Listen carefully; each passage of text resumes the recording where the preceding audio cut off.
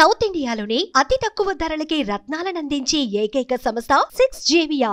November 11 నుంచి 19 వరకు ఆ మధ్యకాలంలో అత్యంత తీవ్రమైన చలి తెలంగాణలో ఉండబోతోందని వార్తలు వినిపిస్తున్నాయి.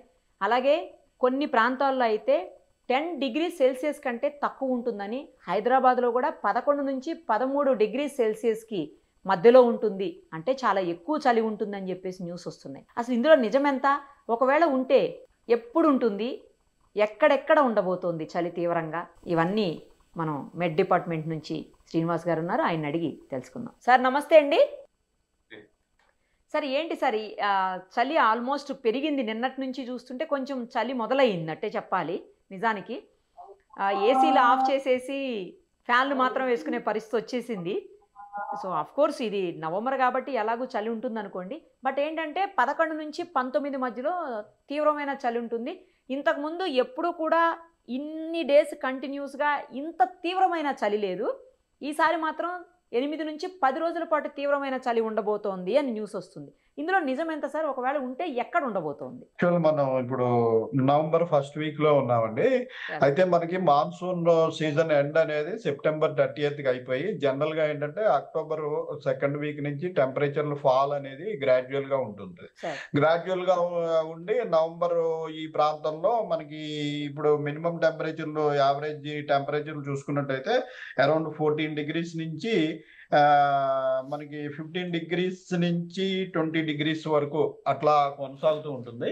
అయితే ప్రస్తుతం ఏమైందంటే మనకి మాన్సూన్ సీజన్ వెళ్ళిపోయిన తర్వాత ఒక అక్టోబర్ నెల అంతా కూడా 2 యాక్టివ్ సిస్టమ్స్, ఒక సైక్లోన్, ఒక లో ప్రెషర్, మెంతా తుఫాను, వీటన్నిటి వల్ల ఏంటంటే మనకి టెంపరేచర్స్ ఫాల్ అనేది జరగలేదు. టెంపరేచర్స్ ఫాల్ జరగాలంటే మనకి క్లియర్ స్కైస్ ఉండాలి. నైట్ టైము క్లౌడీనెస్ ఉంటే టెంపరేచర్ ఫాల్ ఉండదు. సో ఈ 2 యాక్టివ్ సిస్టమ్స్ ఉండటం వల్ల మనకి అక్టోబర్ నెలంతా రెయిన్స్, క్లౌడీనెస్ కంటిన్యూ అయిపోయింది. నవంబర్ లో కూడా మొదటి 2-3 రోజుల్లో మనకి ఇటు అరేబియన్ సముద్రం నుంచి మాయిశ్చర్ విండ్స్ వచ్చి క్లౌడీనెస్ కంటిన్యూ అవడం వల్ల మనకి నవంబర్ లో కూడా 2-3 రోజులు క్లౌడీనెస్ కొనసాగింది. ఆ క్లౌడీనెస్ కొనసాగిన తర్వాత మనం చూస్తున్నాం క్లియర్ స్కైస్ వచ్చాయి. క్లియర్ స్కైస్ వచ్చేటప్పటికి గ్రాడ్యువల్ గా ఏమవుతుందంటే మనకి ఈ పీరియడ్ లో సన్ నుంచి దూరంగా జరిగే పీరియడ్ మనకి. అందువల్ల ఏంటంటే కొంచెం సడన్ ఫాల్ లాగా మనం సడన్ గా 20 డిగ్రీల ప్రాంతం నుంచి 15 డిగ్రీలకు ఒక 5-6 డిగ్రీలు ఒక 3-4 రోజుల్లో పడిపోయటం వల్ల మనకి బాగా చలి ఎక్కువ ఉన్నట్టుగా అనిపిస్తుంది. అయితే ఇది గ్రాడ్యువల్ గా మనకి అక్టోబర్ సెకండ్ వీక్ నుంచి ఈ సైక్లోన్ అది లేనట్టయితే గ్రాడ్యువల్ ఫాల్ ఉండేది. రోజు 1 డిగ్రీ, హాఫ్ డిగ్రీ అట్లా తగ్గినట్టయితే మనకి పెద్ద తేడా తెలియదు.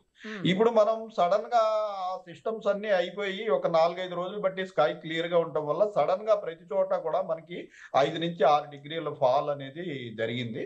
అయితే ఇప్పుడు నార్మల్ టెంపరేచర్స్ నుంచి ఈ డీవియేషన్ కూడా చూసుకున్నట్టయితే మనకి అరౌండ్ 1 డిగ్రీ నుంచి 6 డిగ్రీస్ వరకు నార్మల్ టెంపరేచర్. అంటే నార్మల్ టెంపరేచర్ అంటే ఒక ప్రదేశం యొక్క 30 ఏళ్ళు సగటు టెంపరేచర్ ఆ ప్రదేశానికి మన దగ్గర రికార్డ్స్ ఉంటాయి. మోర్ దాన్ 30 ఇయర్స్ దాంతో మనం కంపేర్ చేస్తాం. అలా కంపేర్ చేస్తే హైదరాబాద్ ఇప్పుడు నార్మల్ టెంపరేచర్ వచ్చి అరౌండ్ 18 డిగ్రీస్ ఉండాలి. అయితే ఈ రోజు 15 డిగ్రీస్ రికార్డ్ అయింది మనకి హైదరాబాద్ ప్రాంతంలో. అలాగే మనకి ఇటు మెదక్ అలాగే హన్మకొండ ప్రాంతంలో ఒక 6 degrees below normal temperature record అయింది. మనం కోల్డ్ వేవ్ అని ఎప్పుడు అంటామంటే ఒక ప్రదేశం యొక్క నార్మల్ టెంపరేచర్ నుంచి మోర్ దాన్ 5 డిగ్రీస్ బిలో కనుక టెంపరేచర్ అలా కన్సిక్యూటివ్ గా 2 డేస్ బిలో వెళ్ళిపోయినట్టయితే ఆ area cold wave affected area అని చెప్పేసి డిక్లేర్ చేస్తాము. ప్రస్తుతం మనం రాష్ట్రంలోని ఏ ప్రాంతంలో కూడా కోల్డ్ వేవ్ అయితే డిక్లేర్ చేయలేదు. అయితే నార్త్ తెలంగాణ, సెంట్రల్ తెలంగాణ ప్రాంతంలో ఈ నార్మల్ టెంపరేచర్ నుంచి రాగల 3-4 రోజుల్లో 3 నుంచి 4 డిగ్రీలు బిలో వెళ్లే అవకాశం ఉంది. అంటే మనకి అరౌండ్ 12 నుంచి 15 డిగ్రీల ప్రాంతంలో మనకి రికార్డ్ అయ్యే అవకాశం ఉంది ఈ north Telangana and central Telangana ప్రాంతంలో.